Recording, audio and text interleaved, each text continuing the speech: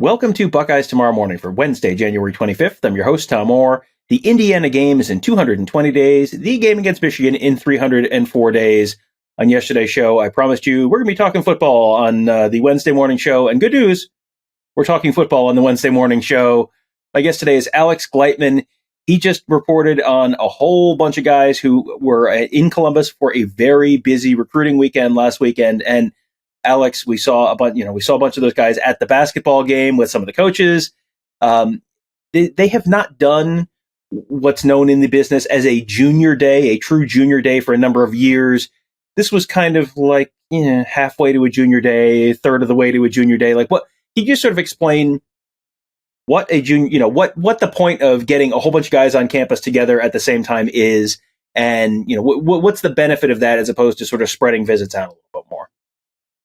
Yeah, so traditionally, I would say it's a junior day is done on a weekend home basketball game, and the point a lot of schools do it this way is they basically try to get as many kids as possible to come see the school, get a tour, maybe meet with some academic people, sit in some position meetings, get some FaceTime with the coaches. It's not during the season, so there's no games, there's no prep. Winter conditioning's really in its infancy, so the coaches aren't really invested there, and they can really spend a lot of their time meeting the families, meeting the players, building that relationship that then hopefully carries to the spring, where you get them back for a spring practice or the spring game, get them back in the summer for an official visit or a camp or things like that. So traditionally, especially like in the Trestle ages, with like kind of the old way recruiting was done, it was just a way to get anywhere from like 25 to 50 prospects to come check out your school, get FaceTime with them, meet them, see everything, kind of check a lot of those boxes out of the way, and then focus on really trying to pitch the sell. Ohio State, really starting under Urban Meyer, kind of did away with those. They decided that they weren't that effective. They couldn't get the FaceTime with all of the kids that they needed. They would either spend too much time with their top targets before the early signing day. There was still kids taking official visits for to sign in February. Obviously, top priority were those kids, and then the top 2024 kids. And so I feel like they felt just like some of the peripheral kids, some kids even with offers that weren't maybe like top of the board, weren't getting the attention they needed. So what they've kind of done is not really done junior days. They've kind of just done whenever you can make it, please come to Ohio State. That would be great. And then kind of start to expand on that a little bit in the spring with practices and the spring game. This weekend, though, they kind of went old school a little bit. Primarily Ohio kids, but a couple out-of-staters as well. Really just one. But they made it like a smaller group. I think it was like 8 to 10 kids. And I think that they felt like it was effective, and they were really able to focus and have the conversations that they needed to have. You mentioned that it was mostly Ohio kids, which is interesting because there are a couple different possible explanations for that. And I don't know if you know the answer, but is that a function of those are the kids who can make it, and they're the closest, so it would make sense that those are the kids who can make it on a wintry weekend in Columbus? Or was that a function of they are sort of starting to shift their focus a little bit more back towards in-state recruiting, because with NIL and all that kind of stuff, trying to haul get the kid to go from California or Georgia to Columbus might be a little bit of a tougher sell than it was a couple of years ago because of NIL and programs throwing money around and all that kind of stuff. Whereas the in-state players are maybe a little more inclined to value an Ohio State offer more than someone for elsewhere in the country. If that makes sense. Do you have any sense for, was it just one or the other, or am I reading too much into things? I think it's a little bit of both. I think honestly, it's always easier to get kids from the state and the region to come for a quick visit, right? Like out-of-state kids, they probably are staying a couple days and things like that. So just to come for a quick visit, I do think it's always easier to get the in-state kids. I do think, though, I'm not necessarily like saying it was this past weekend, and that was why there was whatever it was, 8 out of 9 or 9 out of 10 kids were from the state of Ohio. But I do think that there is, at least until things maybe change in the landscape, there is going to be a little bit of a shift toward state and regional recruiting earlier in the process.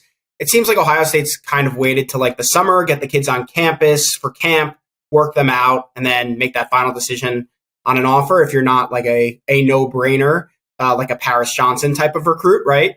So I think that that's been their strategy in the past. But to your point, Tom, they saw this cycle. They waited for guys like Mateo Uiagalelei. They waited for guys like Damon Wilson. They chased Keon Keeley. They were lucky that they were able to flip Joshua Mickens late, but that was a kid from Indianapolis where if they maybe kind of honed in on him a little bit earlier in the process and made him a top priority instead of chasing some of the big fish from out of state, they might have not even had to have worried about flipping him from LSU. So I think that they're kind of being, I don't want to say being less patient with the process, but I think they're looking at local kids a little bit more seriously sooner than they have in the past. And I think that's why you've seen a couple of the offers that you've seen. And I think that's why they're already starting to build relationships with the 2025 kids, get to know them as kids. Hopefully if they see the progress in the next offseason season that they expect after seeing sophomore film, offer earlier than maybe they would have otherwise. So I think it's a little bit of both. I don't know about this past weekend, but I think in general, and I wrote about this shortly after the early signing period, that I think that you're going to see a shift to maybe offering some of those fringe Ohio State offer guys in the state and in the region. I think you're going to see them do that and kind of like take the bird in the hand versus maybe roll the dice a little bit more moving forward until things are at least fixed a little bit in the NIL scene.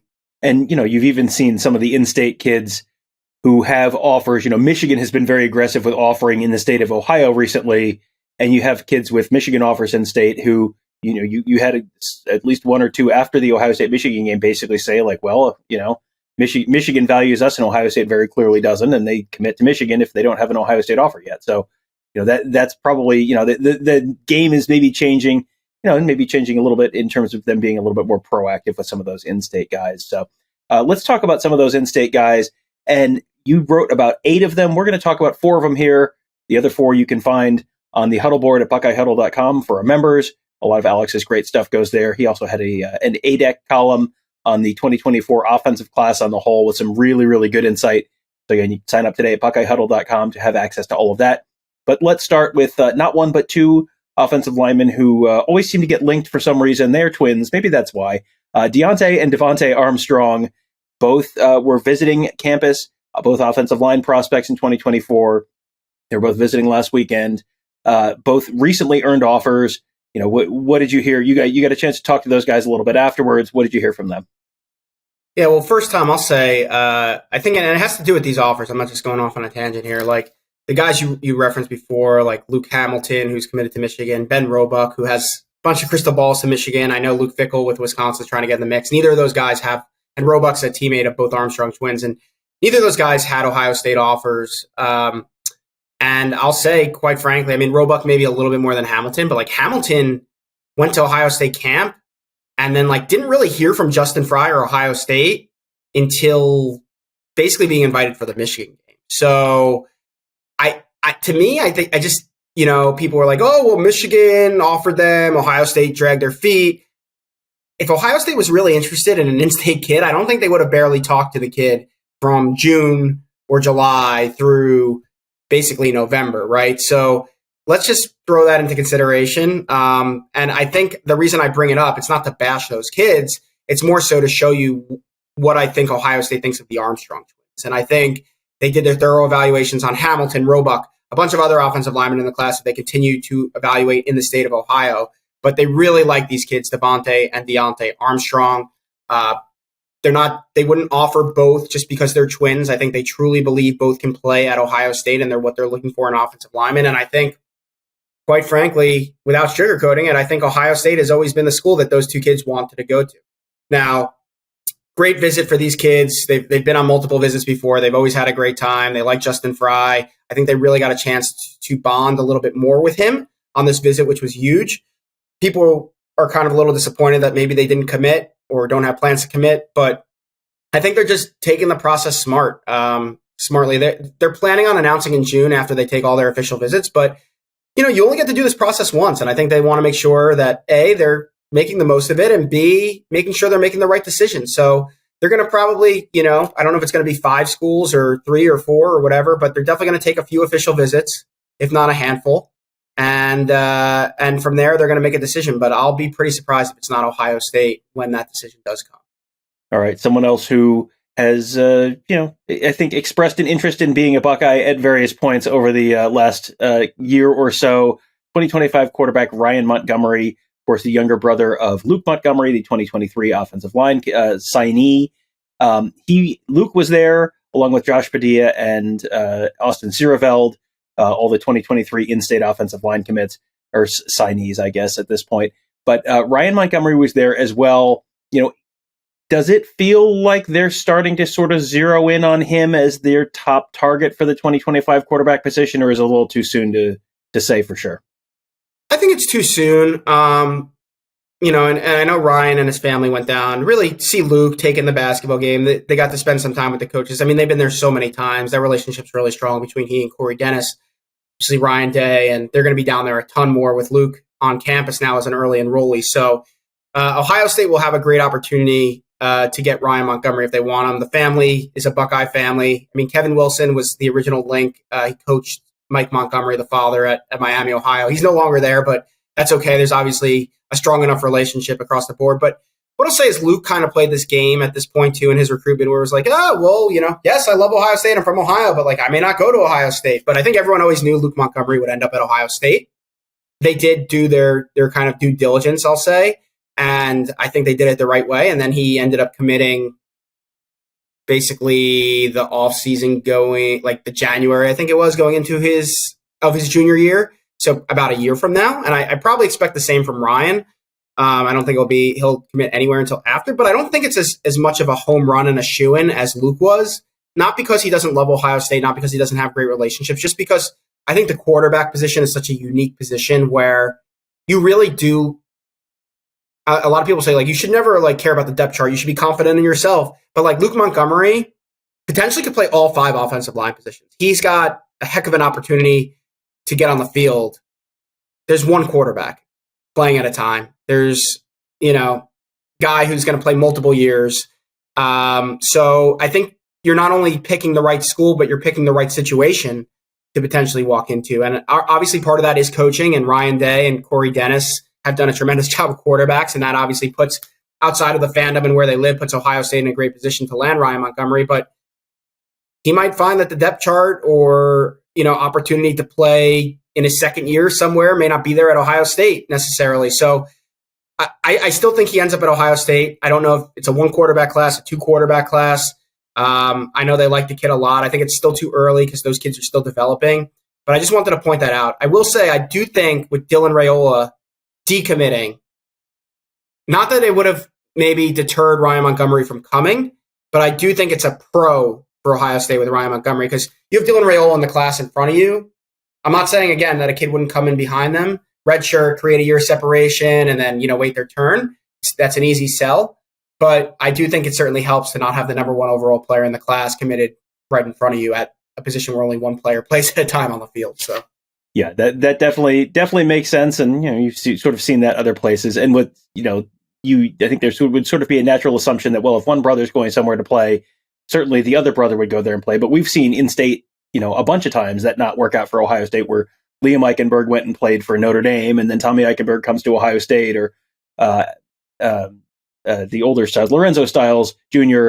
Goes to Notre Dame, and then Sonny Styles comes to Ohio State. So. It's not an automatic. It's not an automatic package deal that if you get one brother, you get the other. Not everyone is the Borans, so it does play out a little differently sometimes. And even the Borans started elsewhere at the start of their journey. So last guy I wanted to talk to you about was a 2025 wide receiver / defensive back, Dorian Brew. He came out of the weekend with an offer. Does Ohio State have a sense for which, is he a wide receiver, or is he a defensive back, or is he a 2025? And there's lots of time to figure that out between now and then. I think it's probably that one. At 6'2", 185, he's obviously got tremendous size for a sophomore in high school. I think it's going to be a fight between Brian Hartline and Perry Aliano for who gets them in their room. If he does pick Ohio State, Notre Dame offered He was there the week before, had a great visit there. A couple crystal balls went in for Notre Dame after that trip. He didn't have the Ohio State offer at that point. I think those maybe were a little premature. His mom ran track at Ohio State. He's always talked to me about, his mom going to Ohio State and how special it would be for him to go to Ohio State. He obviously, grew up in the state, Clayton Northmont High School in the Dayton area, pretty close proximity. So, obviously Notre Dame with Marcus Freeman and Mike Minter and a few other guys on that staff are from that Dayton area. So there's going to be a good relationship there. There's going to be a good relationship with Ohio State. I think it's going to be a heck of a battle between these two schools to see who gets them. I think Michigan's probably a little bit of a distant third in the running, but they're in the mix as well. As far as which side of the ball he plays, I think it's TBD. You recruit him as an athlete. He doesn't seem to care either way. And you get him on campus one way or the other, and then you figure it out from there. All right, so that covers 4 of the guys that Alex wrote about. There were 4 others that he wrote about in that column this week. Again, you can find the whole thing on the Huddle board at BuckeyeHuddle.com. Sign up today to become a member, and you get access to Alex's great insight, all that stuff, plus the ADAC column again that I mentioned that went up on Monday this week. Sorry, it's confusing. Monday this week. Sort of going through the whole 2024 offensive class, and then guess what he's going to do next week? I don't want to, assign any work to him, but I'm going to guess he's going to be talking about the defense next week. Should be a lot of great information and insight there, all on the Huddle board at BuckeyeHuddle.com. And of course, you can also keep up with us on YouTube at youtube.com/BuckeyeHuddle. Lots of great shows and interviews and all that fun stuff, all at youtube.com/BuckeyeHuddle. If you are watching on YouTube, hit that thumbs up. That will help other folks find those shows. We do appreciate that. And then if you are listening on your podcast platform of choice, share it with a friend. Let folks know, hey, this is a show I enjoy. You might enjoy it too. We appreciate all of that, as well as just kind of help us get the word out, help us reach new folks who might be looking for a new Buckeye podcast to listen to. So that will do it for today. Thank you guys all for joining us. Have a great day. We'll talk to you tomorrow.